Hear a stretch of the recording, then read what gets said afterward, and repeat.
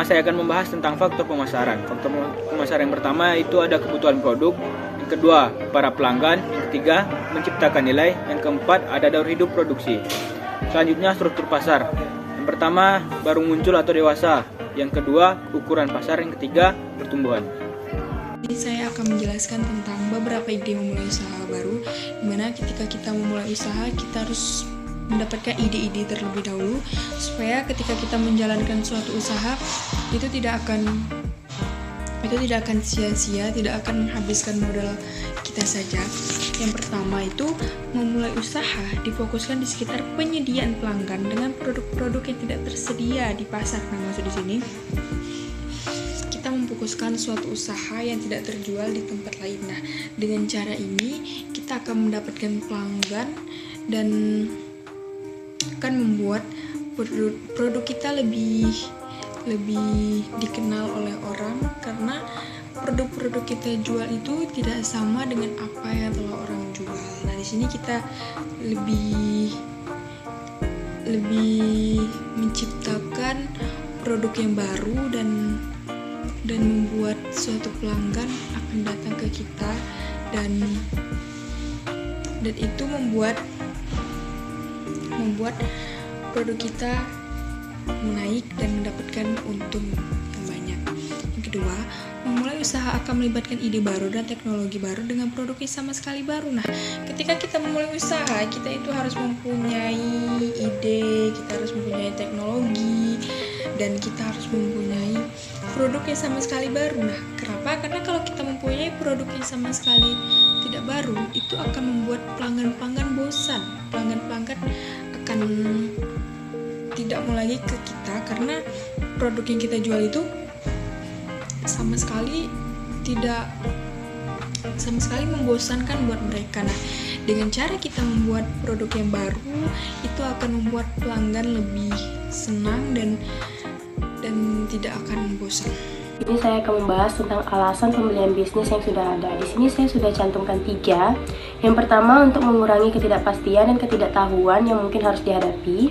Yang kedua, untuk memperoleh suatu bisnis dengan operasi-operasi yang terus-menerus dan hubungan yang tidak dapat dipungkiri dengan para konsumen dan pemasok. Dan yang terakhir, untuk memperoleh bisnis yang telah mapan dengan harga murah atau menekan biaya untuk memulai bisnis baru. Pro dan kontra dalam membeli bisnis. Yang pertama, pro dalam membeli bisnis adalah peluang tinggi untuk sukses. Nah, kenapa ada peluang tinggi untuk sukses? Ya, dikarenakan nama bisnis dan produk itu telah dikenal sebelumnya, entah secara kualitas ataupun yang lainnya. Yang kedua, minim perencanaan. Ketiga, konsumen dan pemasok sudah ada. Yang keempat, peralatan seperlunya. Yang kelima, pegawai berpengalaman. Yang keenam, rekor bisnis telah ada. Nah, adapun pihak kontra dalam membeli bisnis adalah yang pertama, masalah sudah ada. Yang kedua, kualitas buruk pegawai yang ada. Yang ketiga, citra bisnis buruk. Yang keempat, harga pemberian didasarkan pada data yang akurat. Yang kelima, lokasi bisnis buruk. Yang keenam, rekor bisnis disangsikan. Terima kasih. Saya Rahmat Fauzan. Saya akan menjelaskan tentang alasan bisnis dijual dan penilaian bisnis. Alasan bisnis dijual terbagi atas 7. 1. Lanjut usia. 2. Pindah tempat. 3. Menerima jabatan. 4. Bisnis tidak menguntungkan. 5. Waralaba. 6. Ketiadaan potensi pertumbuhan. 7. Generasi penerus menolak. Adapun penilaian bisnis terbagi atas 3. 1. Berbasis aset. 2. Pasar yang dapat diperbandingkan. 3. Berdasarkan arus kas. Kali ini kita masuk di materi tentang menganalisis kesempatan bisnis atau analisis peluang bisnis.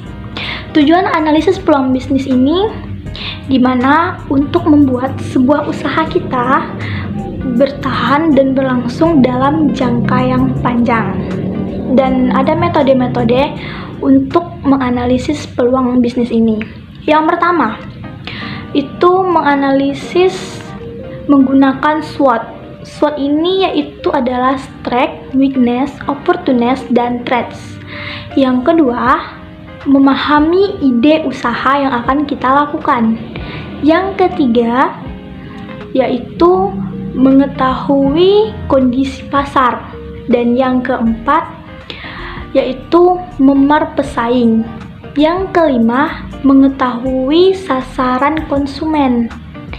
Yang keenam, yaitu modal dalam bisnis. Dan yang ketujuh, mengetahui kesiapan modal. Yang kedelapan, yaitu membuat MVP, minimum viable product. Yang ke-9, melakukan evaluasi. Yang ke-10, menyusun perencanaan usaha. Dan yang ke-11, langsung melakukan bisnis. Saya akan menjelaskan materi wirausaha tentang perundingan pembelian bisnis. Terbagi menjadi 8. Yang pertama, pastikan apakah ada aset bisnis yang digadaikan. Yang kedua, pastikan tidak ada permasalahan hukum. Yang ketiga, pernyataan untuk tidak membuat bisnis saingan. Yang keempat, penjual untuk memberitahu kreditur. Yang kelima, pernyataan tertagih piutang usaha. Yang keenam, pastikan sewa kontrak tetap berlaku. Yang ketujuh, mintalah verifikasi tertulis persediaan. Yang kedelapan, persyaratan dan izin usaha masih berlaku. Sekian.